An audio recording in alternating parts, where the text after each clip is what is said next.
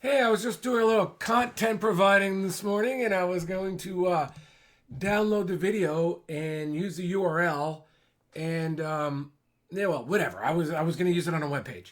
Okay, and I had gotten a copyright strike for one of my videos that had seen the most views. I mean, the public loved it, right, on my channel on a relative basis, and the person in a group claimed that I infringed their copyright to YouTube. I presume, right? Or YouTube may have informed me of that.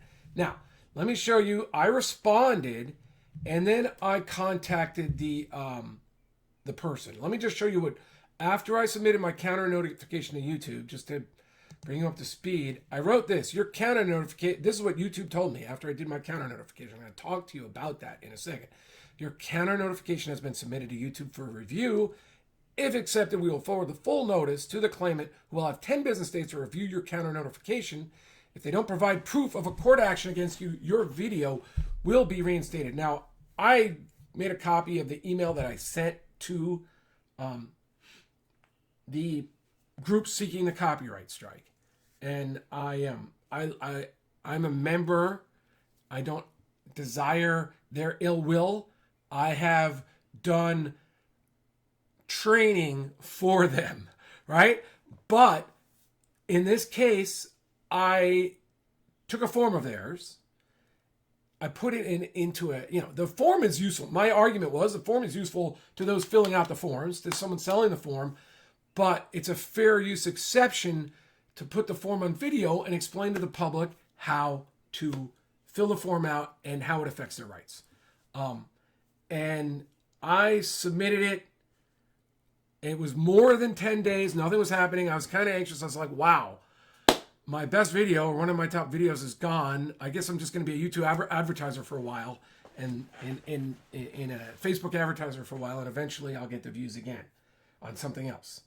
But to my surprise this morning, now it's about a month later, I don't know when it changed. I said my account, I had this little copyright school training video, and I'm like, wow, I must have really lost, but they didn't sue me. What's going on? So I did the little training. I got 1 out of the 4 wrong by a click error, and then it said zero copyright infringements, or what? It was 0. I was like, no, but I had one I lost. That's why I just had to go to copyright school. And they were like, no, and 0. And then I went to all my videos and I searched on number of views, and boom, it was right there near the top. I was like, wow, okay. Google followed through. And I'm going to tell you now what I did. Look at that. My phone is recording this. That's not what I wanted. Let me turn my phone off over here. It's not turning off. Okay, it's off.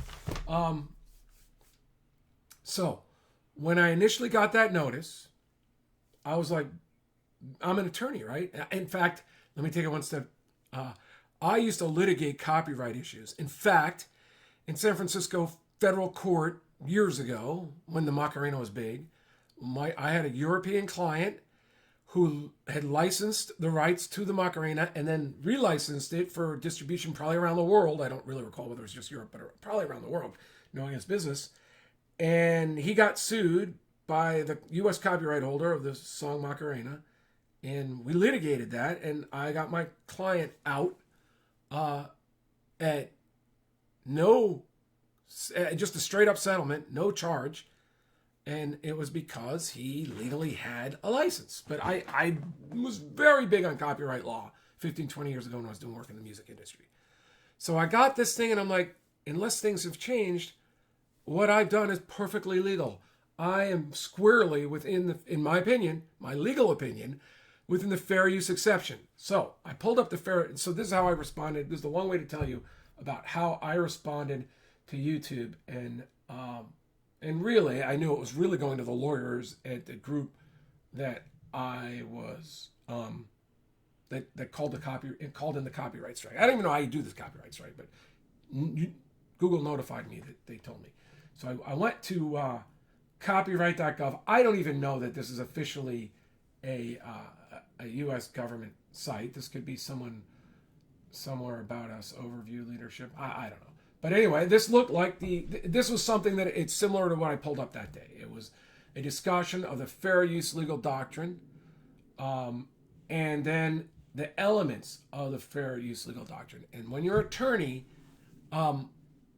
you go through the elements of the thing that you are either using against the other side, if you're a plaintiff, or you're defending against. If you're a defender, it's usually the defense is more fun because all you got to do is knock out one of the elements, whether it's a criminal law statute or it's in a complaint. I mean, you, as a defender, you could say, "Oh, they didn't state any facts." That would be like a demur, or "That's not the law," or "This is the law, but it doesn't apply to my client." So I said, "Okay, there's copyright protections for this group. I'm not even sure that they're protected in this circumstance because," and I asked them, and I'll go into a further letter. So there's two angles. One, they're not protected in the way they think they're protected. Two, even if they are protected, I'm allowed to use it as a fair use exception to copyright because I'm educating the public. Now, this is a no-brainer for me because that's what I was doing. I actually brought up the form and I went through it and I gave my take as an attorney in how it would impact the rights of the seller or a buyer, right? I mean, it was purely educational. Well, let me take away purely. I think it was purely educational. I don't remember the whole video now.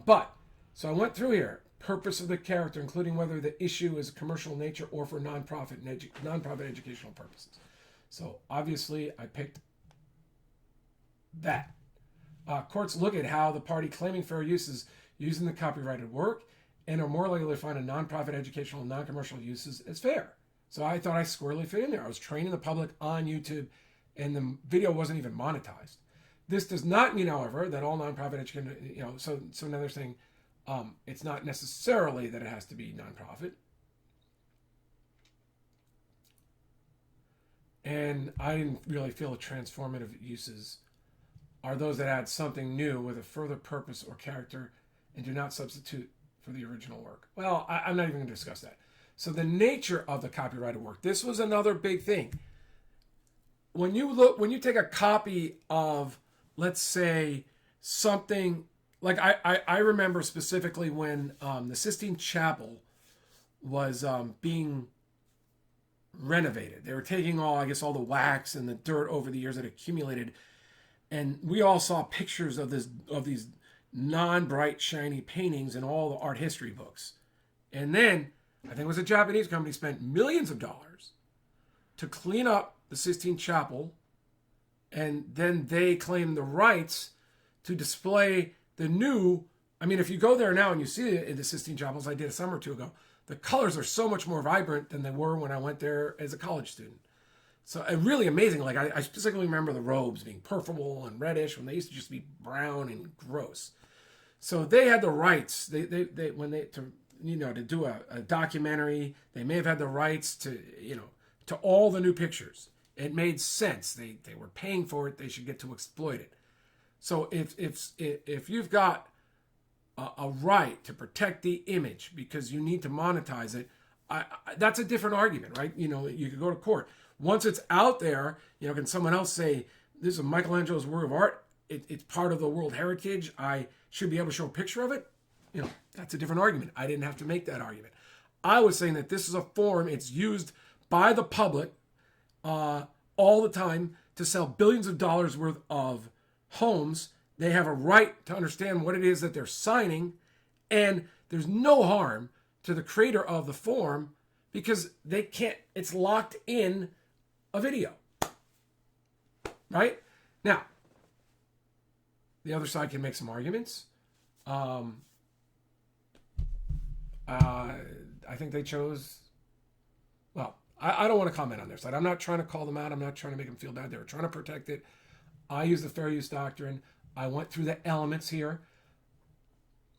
Now, I didn't really bother with this because they only struck page 1. They only struck my biggest video, and I only discussed page 1 in that video. But I do have other videos of other pages, and I didn't want to get into that. So I I just sort of dropped that. I didn't say I just took a paragraph, right? There was an image in the video of the entire page, and then I went through it paragraph by paragraph. Now, this is where I think the strongest argument made and why they probably didn't come after me. I offered, and they're welcome to do it. If they want to, I can't speak to non-realtors. I mean, I can't speak to realtors. I can speak for lawyers. I felt that as a lawyer, the public needed to know how these impact their rights. Realtors are not, I pointed this out, realtors are not allowed to explain the legal impact to the public. So as a lawyer who's also a realtor who pays for these forms, and knowing, I mean, thousands of people have viewed this video, knowing there's a demand, I said, as a lawyer, I'm more than happy to sign something with you where I acknowledge your copyright and you want to let me use it. I'll agree that you're letting me use it and I'll post it on my videos. But I said, there is a demand. This is educational. Realtors cannot be describing the legal implications of this. You need a lawyer to do it. And I happen to be a lawyer who subscribes to the forums. I'm like the perfect guy for this. So I said, and it's not impacting the value. In fact, I love the forms. I didn't even put the forms down. I said they improved. So I think I was helping them with the value of their forms. And I pointed out, look, these forms are not a Picasso. They're not hanging on one person's wall and they charge admission to see it. There's millions of these things out there. Everyone, all you have to do is talk to someone who bought or sold a home recently in California. You're going to see these forms. The image is not protected. It's what the forms do for people. And that's what we're educating people about. So I think that you understand the point. If you are getting a Google strike, understand one, Google's words are, let's go back to that if I can find it. Google's words are pretty serious. Your counter notification has been submitted to YouTube for review. If accepted, we will forward the full notice to the claimant and we will have 10 business days to review your counter notification. If they don't provide proof of court action against you, your videos will be reinstated. By the way, love Google for this. This is the smartest, as far as I could think of, one of the smartest ways they can handle this, right? They're like, we're not wanting to get involved and arbitrate this. And we don't want to have this fighting back and forth. So we'll let you strike. We'll let them do a counter. If they counter, then you have to sue them if you want to keep your strike up. It's perfect. It's super logical. Thanks YouTube. It took a little longer than 10 days, but I'm all right with that. I think YouTube keeps their channel relevant. I mean, if this had won, if the idea that you cannot do educational, if you can't take advantage of the fair use exception for a copyright doctrine, if all someone just has to do is say, that's a strike, and Google says you win, well, Google will be hurt over time, and I'm sure they know that. Almost everything they do is lawyered up and illogical, either for business purposes or for others. I think that you do have to worry.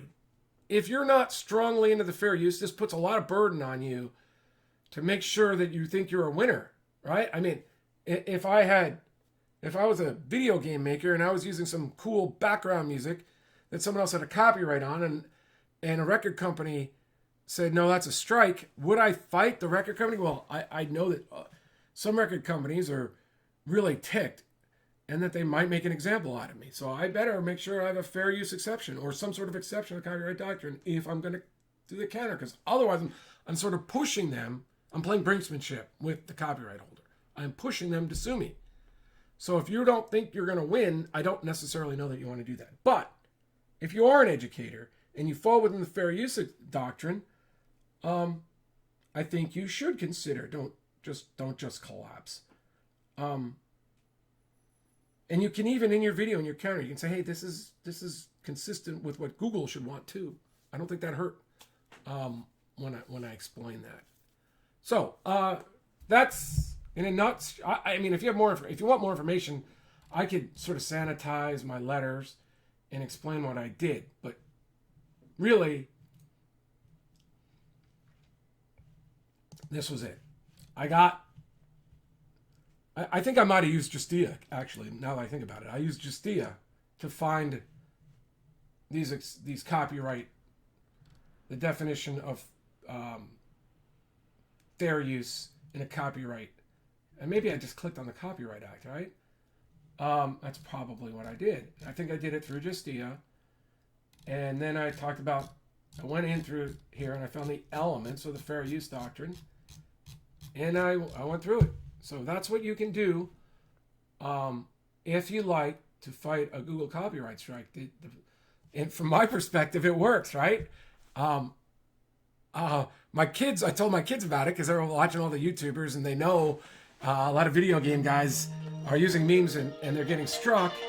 And I think when my kids get home today and I tell them I beat a copyright strike as I said I should, I think it'll be fun. So John McConnin, I don't really have a website about this. John McConnin, my real estate website's winnerscheck.com. You can find me there, but that's it. I'm a real estate attorney and a real estate broker in California. And, I am for educators being able to educate on copyrighted works. Well, I'm just for the right thing, right? You should be too. If you're an educator, there might be the fair use exception for you if you get struck. If you're making money off someone else's work, if you're doing memes, you don't have permission, that's going to be that's a different analysis. This is that fair use analysis, fair use exception analysis. Thanks. Talk to you later. Bye.